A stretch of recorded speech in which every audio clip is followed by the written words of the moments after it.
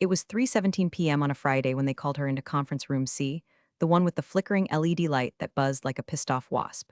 She knew the walk before she even stood up, shoulders suddenly too square, the HR girl with the sympathy smile standing next to a man in a too-tight suit. That was the new CFO, Benton. Fresh from some overpriced consulting firm that probably printed its diplomas on vibes and venture capital. His teeth were too white, his handshake too dry, and his ideas smelled like PowerPoint slides covered in Axe body spray. "We're streamlining operations," he said, like that was supposed to sound sexy instead of gutting. Nothing personal, just numbers. Funny thing, she was the numbers. 18 months of blood, sweat, and carpal tunnel spent building a payroll system so efficient it made Swiss watches blush. She coded it after hours, during lunch breaks, even on Thanksgiving weekend when her turkey was still defrosting. And now Benton was sweeping her out like expired printer toner. They offered her a severance package, 3 weeks, no benefits, and said it with the enthusiasm of a dentist breaking bad news about molars. HR handed her a cardboard box that still had a mustard stain from the last layoff. It smelled like fear and someone's microwaved fish. And as she stood there, gripping that box like it held the last shreds of her dignity, something odd happened. She didn't cry, didn't scream, didn't even blink, she just smiled. Because what Benton didn't know and what no one in that room bothered to ask was that the payroll demon, the very one about to process 5,000 paychecks next week, required a little something special. A time-sensitive key, generated monthly, sent exclusively to her personal Gmail. But sure, tell her she's non-essential. And while I've got you here, let me break the fourth wall for a hot second. You're probably one of the 97% listening to this without subscribing. That's cool, I get it, commitment is scary. But hey, hitting that button helps me hit my first 10,000 subs like ever. And it means I can keep bringing you stories like this one, where corporate karma gets served piping hot. So go ahead, smash it, I'll wait. Anyway, she packed up her desk with the calm precision of someone leaving a crime scene without leaving fingerprints. Coffee mug, in tiny cactus she never watered. In the "you don't have to be crazy to work here but it helps" plaque. That one stayed. Let M keep it. A little memento mori for the next poor soul. The IT manager, Greg, hovered nearby, clearly uncomfortable. He looked like he wanted to say something. Maybe sorry. Maybe you were the only one who knew how the scheduler worked. Maybe just I didn't vote for this. But in the end, he just gave her a stiff nod and pretended to check his watch. She paused in the doorway, turned once and said, "Make sure someone updates the demon before the 28th. Greg blinked. The what? But she was already gone, stepping into the elevator like a ghost clocking out of her own funeral. What followed was silence. Not rage, not revenge. Just quiet, ice-cold calculation. They thought she'd fade into the background, crawl to LinkedIn with a sob story, maybe pivot to freelancing. But she had other plans. Plans that didn't involve salvaging what they broke.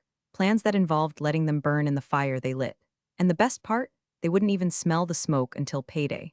She showed up the next morning to clean out the rest of her desk, even though nobody asked her to. She didn't like leaving things half-finished. Some habits don't die, even when your access badge does.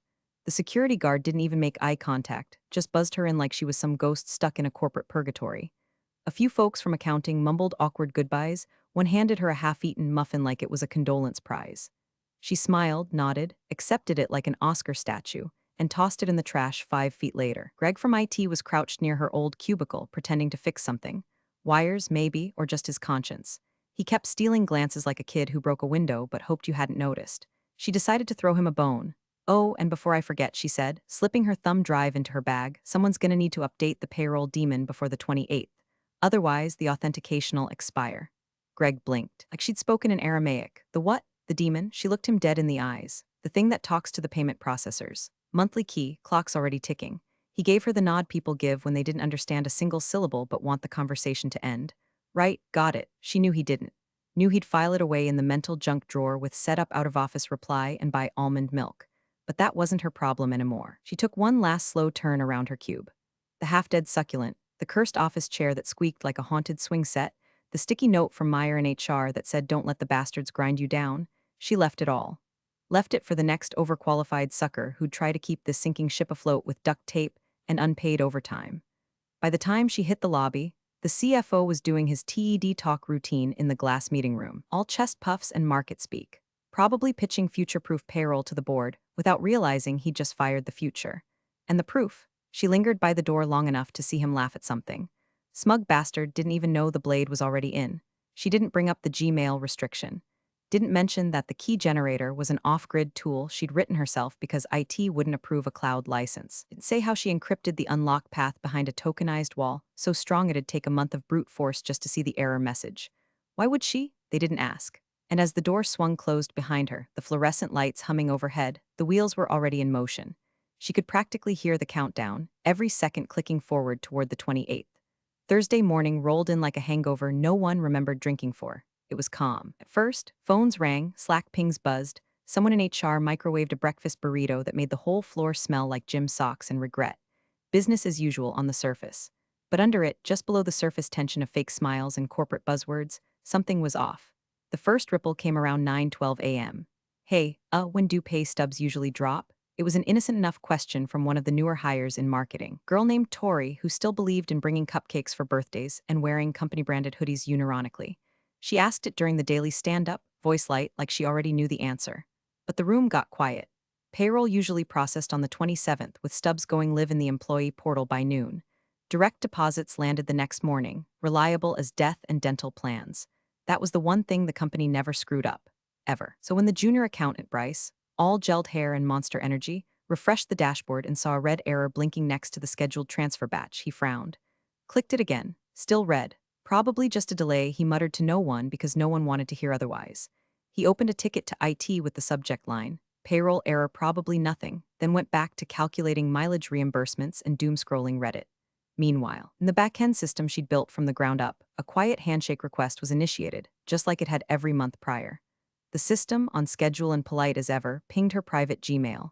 Subject, authentication required monthly payroll token expired. The message was short, clinical.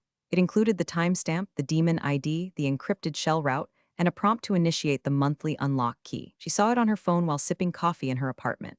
Let it sit unread for a moment, then tapped, held, and deleted. No response, no bounce back, just a void. Back at the office, Greg from IT was ignoring that same error log. He had bigger problems, like migrating the intern team to the new VPN software and trying to figure out why the Wi-Fi kept dropping in the West Wing. The payroll demon's failed ping was buried under system noise, logged as a non-critical delay. The system flagged the missing key once, then again 6 hours later, then entered silent mode. At 5:47 p.m., Bryce opened the admin panel one last time before leaving. The red error was still there. It now read, auth pending, token not received. He blinked, hovered his mouse over the alert, read it twice, then shrugged. It'll fix overnight, he told himself, grabbing his jacket. That night, several employees checked their online bank accounts out of habit, just to make sure things were lined up. Some noticed their pay stub section said pending. One posted in the company Discord, anyone else's stub not showing? Just wanna make sure it's not me lol, another replied. Probably just updating. It's been glitchy, before they all went to bed thinking the system would autocorrect. That maybe Greg would run a patch or Bryce would poke the back end, and everything would hum back to life. No one knew the lockout had already hardened. No one realized they were now 14 hours away from a full-scale financial blackout. And the only person with the key? She was watching a rerun of Columbo with her phone on silent and a very full glass of wine. Friday, 7:03 a.m. Phones began ringing before the lights even flickered on in HR. Not the polite, pre-coffee kind of calls. No hey, just checking in energy. These were furious, panicked, end-of-the-world calls. Grown men growling into voicemail. Single moms crying mid-sentence. A regional sales rep in Tulsa demanding to know why his mortgage payment just bounced. By 7:41 a.m., the receptionist stopped answering entirely. She was in the bathroom hyperventilating after getting cursed out for the 5th time in 7 minutes.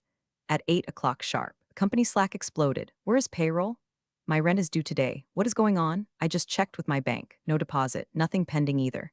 HR posted a blanket message at 8:09 a.m. We are currently investigating a delay in payroll processing. Please remain patient. That did not go over well. By 9:17 a.m., someone from the warehouse staff posted a TikTok titled When Payday Ghosts You and You Still Gotta Pack Boxes. It featured them dramatically eating top ramen in the break room while crying fake tears. The video had 14,000 views by lunchtime. The hashtag #GhostPayroll started trending regionally by noon. HR tried to do damage control. Meetings were called. The IT department was asked for urgent clarification. Greg, red-eyed and jittery, fumbled through logs and kept muttering things like protocol mismatch and it shouldn't be doing this. Then the CFO stepped in. Benton, with his $200 haircut and that same shark smile he'd worn during the layoffs. He walked into the IT war room like Caesar returning to Rome, completely confident that the peasants were just being dramatic. All right, he said, cracking his knuckles like he was about to perform open-heart surgery with a PowerPoint. Let's manually override the queue and force a deposit batch through the system. Greg didn't even respond, just handed Benton a keyboard. Benton clicked through the payroll admin panel, half impressed with himself, half annoyed, got to the master scheduler, clicked override authentication. The screen blinked, then a prompt popped up. Authentication key expired. Please enter valid monthly token. He tried again. Same screen. Clicked request key. Error. Key not stored on local server. Please check authorized endpoint. Benton scowled. Okay, so where the hell is the key, Greg? Sweating through his tech conference hoodie, cleared his throat like a man trying not to die on the spot. It was programmed to pull the token from an external email endpoint. What endpoint? Silence. Greg looked like a man explaining gravity to a caveman. It's coded to a Gmail address. Personal, the dev who wrote the system. She said it that way when we didn't have secure cloud licensing. Benton's jaw twitched. Are you telling me, he hissed, that the one person with access to the payroll key is someone we fired last week? Greg didn't say yes. He didn't have to. The silence said it for him. And just like that, the illusion shattered. The shiny new CFO, the master of efficiency and streamlined operations, had just learned the difference between cutting costs and amputating arteries. Outside, the building's front desk was surrounded by employees holding up mobile banking apps and shaking heads. Inside, chaos took root. Rumors spread like wildfire. Some said it was a cyber attack, others said it was an accounting glitch. One guy from marketing said it was Mercury retrograde, but the truth? The truth sat quietly in an email server no one could access, and the woman who could, she was at brunch, laughing, forking into a cinnamon roll the size of her former boss's ego. Her phone vibrated once on the table, lit up with the system's second failed handshake of the day. She didn't even look, just reached over, flipped the phone face down, and sipped her coffee. By noon, the CFO's polished composure had cracked into a full-body twitch. Benton was pacing like a rat in a shoebox, tie half undone, barking orders with the elegance of a drowning man. IT had been summoned, all of them, to the main conference room, where they were now engaged in the world's most miserable group debugging session. Greg sat hunched over his terminal, chewing the inside of his cheek raw. His monitor pulsed with the same stubborn message for the third hour straight. Auth key required, external endpoint unreachable. It was official now, confirmed, documented, and screenshotted. The payroll script was encrypted, deeply and beautifully so, locked behind a tokenized key generator that accepted one, and only one source of validation, an email push to a whitelisted address. Her Gmail, not payroll at CompanyCom, not Benton CFO at Futura Traqueo. Her, damn, Gmail, and it didn't just send the request, it required a direct open of the email, plus a physical 2FA token to verify the receipt, all coded into a system she'd written under the radar, when IT wouldn't approve the company's cloud key vault access. She built this whole thing herself? Benton snapped as if it was some kind of betrayal to be competent. Greg nodded without looking up. Yeah, she offered to build a token storage protocol on site, but finance shot it down. Said we didn't need it if she could just handle it manually. He glanced up. So, she did. The board liaison, a nervous woman with a Bluetooth earpiece and an aura of constant legal dread, asked the obvious question. Can we bypass it? Greg laughed. It wasn't a funny laugh. It was the laugh of a man who knew the difference between oops and were about to get sued in 17 states. She embedded a time-delay checksum with a decaying cipher. If we brute force it, we'll corrupt the job queue. If we spoof it, the system auto-wipes the scheduled payments. It's like payroll suicide. So how do we get the key? Greg turned his monitor around and showed the screen. The system had already pinged her Gmail 4 times that day, each attempt politely titled, Unlock key request monthly payroll batch 06/28. The last one had timestamped itself just 10 minutes ago. Across town, she was lying on a rooftop pool chair, sunscreen glistening on her collarbone, margarita sweating on the tile beside her. Her phone buzzed quietly next to her. She peeked at it, saw the subject line, and smiled the kind of smile you wear when your ex texts I miss you during their rebound breakup. Then she swiped left and hit delete. No ceremony, no drama, just calm detachment. She wasn't being petty. This wasn't revenge, not yet. This was the squirming, the slow realization that they'd cut off the limb that knew how the blood flowed. Back at the office, someone in legal asked if they had her phone number. HR said yes, but it was flagged inactive. She'd changed it a week ago. Another asked if they could email her.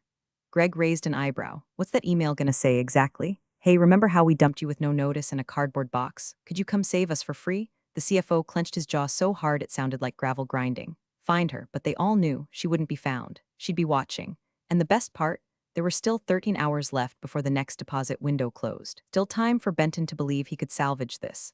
Still hope clinging to the edges of their egos. She wanted them to reach out. She wanted them to need her. Because when they finally did, she'd write the terms. By 3 p.m., the office morale was shot full of holes and leaking anxiety like a punctured life raft. The snack bar was raided. The espresso machine was working overtime. Slack channels, once filled with cat memes and passive-aggressive emoji replies, now read like a live autopsy. And then the outreach campaign began. They didn't send a formal request at first. No, that would have meant admitting fault. Instead, it started with soft touches. A few emails from former coworkers, dressed up in casual concern and poorly disguised desperation. Subject, hey, quick cue if you're around smiling face with smiling eyes body. Hi, so sorry to bother you. Hope you're doing well. Small weird thing with the payroll script came up. Probably nothing major. Just thought you might be the best person to ask, haha. Totally understand if you're busy. She read them while lounging in bed, wrapped in a throw blanket that smelled like lavender and zero stress. Her laptop sat open beside her, streaming a documentary about octopuses solving mazes, creatures, she thought, who were deeply underappreciated until they escaped their tanks. She didn't reply. The messages kept coming. A junior HR rep named Emily sent one with the subject line urgent, just need a tiny favor. The body was practically a digital whimper. Something about escalating confusion and legal exposure, and this wasn't your fault. Everyone knows that. No response. Then came Benton. At 3:42 p.m., her Gmail dinged. Subject line was sterile as a surgeon's scalpel. Subject. Official request for assistance payroll access. The message inside reeked of a man trying to sound benevolent while stepping over the very shovel he used to dig his own grave. Miss Alvarez, in the interest of preventing unnecessary escalation, we are requesting your professional cooperation in resolving the current payroll access issue. While your previous employment has concluded, your knowledge remains valued. We would appreciate your urgent input to avoid further disruption. Regards, Thomas Benton, Chief Financial Officer. She stared at the email like it was a dead raccoon left on her porch. Then she typed exactly 8 words. I no longer work there. Best of luck. Hit send. Open settings, blocked his address. Then she laughed, not a cackle, not a villain's laugh, just a quiet, satisfied breath of air, like finally shutting a door that should have been closed years ago. Back at the office, Benton's jaw unhinged when he saw the reply. That's it? He barked. That's all she said? Greg leaned back from his monitor. She's not wrong. By 5 o'clock p.m., rumors were oozing through the building like black mold. People said she'd booby-trapped the script, that she built a backdoor and sabotaged the company on purpose, that she was working with a competitor. One guy swore he saw her shadow in the parking lot last night like she was Batman with a vendetta. But none of it could be proven. The logs were clean, the code elegant, the system wasn't broken. Payroll It was to hash simply fire, waiting and like forget-me-not, and hash, but she warned you. Anonymous Glassdoor reviews started surfacing with surgical precision. One-liners like Benton couldn't manage a microwave dinner, let alone a finance department. The board convened an emergency Zoom session. Their faces looked like a bouquet of ulcers. I thought she was junior staff, one VP muttered. She built the system, Greg clarified, clearly exhausted. End-to-end, modular encryption, token authentication. Smart Q failover. She was payroll. The head of legal, a man named Don who hadn't had a good night's sleep since the Clinton administration, looked like his blood pressure had entered another time zone. Why the hell wasn't she listed as mission critical? Benton said she was non-essential, someone offered. The Zoom went quiet. Don turned to Benton, who was slumped in a chair in the corner of the conference room, collar damp with flop sweat, cheeks blotchy from stress. You fired the one person with master access to the system? Dawn said slowly, like explaining fire to a caveman. She didn't say anything in her exit interview. Benton snapped back. If she had told us, she did tell you. Greg cut in, tired of playing dumb. She said someone needed to update the demon before the 28th. Demon? One board member asked. What the hell is that? It's like the heartbeat of the system, Greg replied. If it doesn't get fed the right key at the right time, it locks out everything. And you didn't fix that? I can't. Only she has the encryption path and the key generator. It's stored locally on her personal machine. It's not corporate property. So, hire her back, someone finally said, exasperated. Everyone turned to legal. Don shook his head. She's under no obligation to help. Severance was signed, terms were clean. She holds the key. We hold nothing. Well, get her on the phone. Greg pulled out his phone, clearly reluctant. She blocked Benton, blocked HR. The only response I've gotten in 3 days was a thumbs-up emoji to a meme I sent last year. They tried email. Again, no response. They tried LinkedIn. Her status read, currently 000. Please direct inquiries to your life choices. It took 4 hours, but they finally tracked down her emergency contact through old HR paperwork, her cousin Nate, who ran a jet ski rental shack in Clearwater Beach. Nate's response, oh yeah, she's here. She just finished a Mango de Query and rented a paddleboard. I think her phone's in airplane mode. When they asked if she could call back, he snorted. Dude, she's been laughing for 3 days, said something about watching finance bros do the worm. The CFO, now visibly shaking, muttered, she's on vacation? Greg nodded. Yup. Can she come back temporarily? Greg shrugged. I'll have to ask her. But judging by her last get commit message, good luck, boys, you're gonna need it, I wouldn't hold your breath. The board demanded a plan. Dawn said the only plan was begging. Benton said nothing. Just stared at the screen, realizing too late that severance doesn't mean surrender and silence isn't forgiveness. They needed her. And for the first time, it wasn't her resume doing the talking. It was reality. It took until Tuesday afternoon for them to finally swallow their pride and contact her lawyer. Not HR. Not Benton. Not Greg with his twitchy apologies and Starbucks gift cards. Her lawyer. a soft-spoken woman named Evelyn whose voice could cut through a boardroom like a chainsaw through butter. She took the call during her lunch break and listened, calmly, professionally, as a legal rep from the company stumbled through a prepared statement about seeking external consulting support to restore operational continuity. Evelyn didn't interrupt. She let the silence hang just long enough to remind them who was begging. Then she said, "My client is willing to listen, but only on her terms." A PDF landed in the company inbox 30 minutes later. It was a masterpiece. Consulting agreement proposal duration: 6 months role. Lead systems recovery consultant compensation: $150,000 flat retainer, paid upfront working hours. Remote, asynchronous, her discretion, no meetings. No Zoom calls. No deliverables without prior notice. And at the very bottom, in bold, underlined, and highlighted yellow, condition of engagement: public acknowledgement of the company's failure. A signed letter of apology from CFO Thomas Benton, to be posted on the internal company intranet homepage for a minimum of 7 days.